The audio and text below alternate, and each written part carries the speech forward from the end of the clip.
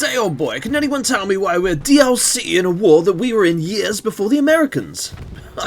Good gosh! No, but seriously, like, why the hell is the British DLC? And I'm perfectly happy that we are now in Hell Let Loose. That's great. Although I have to say that, you know, the historically accurate guns are as shit as they probably were then. But nevertheless, this new update for Hell Let Loose is pretty cool. However, there is some minor gripes I do have with it personally. Now, overall, update 14 for Hell Let Loose has had some general bug fixing. There's free DLC, quality of life improvements, gameplay analytics, premium DLC, updated in-game player reporting tools, which is pretty cool, non-verbal communication tools, because not everybody likes to talk verbally.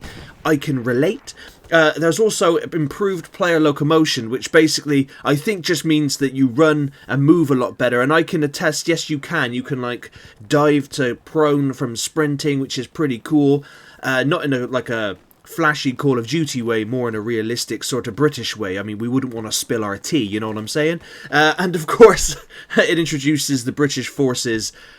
I mean, thank you. I mean, also, right, on a side note, you watch the film Saving Private Ryan, and there is not a single British person in that film. It's just Americans versus Germans with a little bit of French. What the fluff? I mean, yeah, sure, they did it all on their own. I'm joking. I do, you know, I have a lot of friends who are Americans, and I love you very much.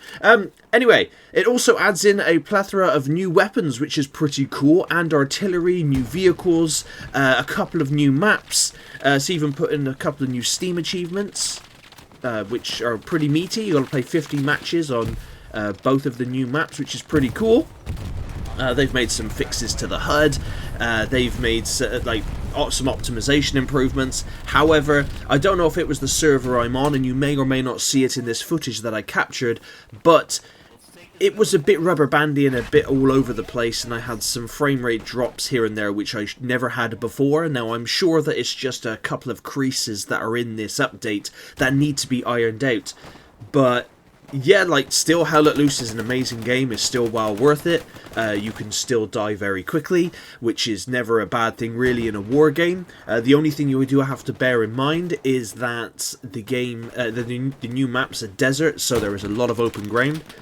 So it can be a little frustrating when you're trying to advance. But apart from that, you know, it is what it is. It's a desert. What were you expecting?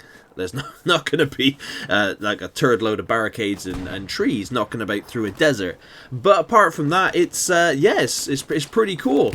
You know, there's a lot of other people who aren't British running around trying to sound British. You know, all fun and games, which is always fun. And then of course, I mean, I'll be honest with you, a lot of, like, I'm 35, and a lot of people my age and younger, we don't really drink tea. Like, I mean, I don't dislike tea, but given the choice, I'd rather drink Pepsi Max, you know, or water. You know, tea is not for me. But I am glad that the British have finally come to Hell Let Loose, and I hope they eventually add in the Japanese and some Pacific maps. That would be pretty cool. So, and get the Australians in as well, so you could play as the Australians and as the Japanese, because they were a part of the war too. But so were the Italians. So were the French.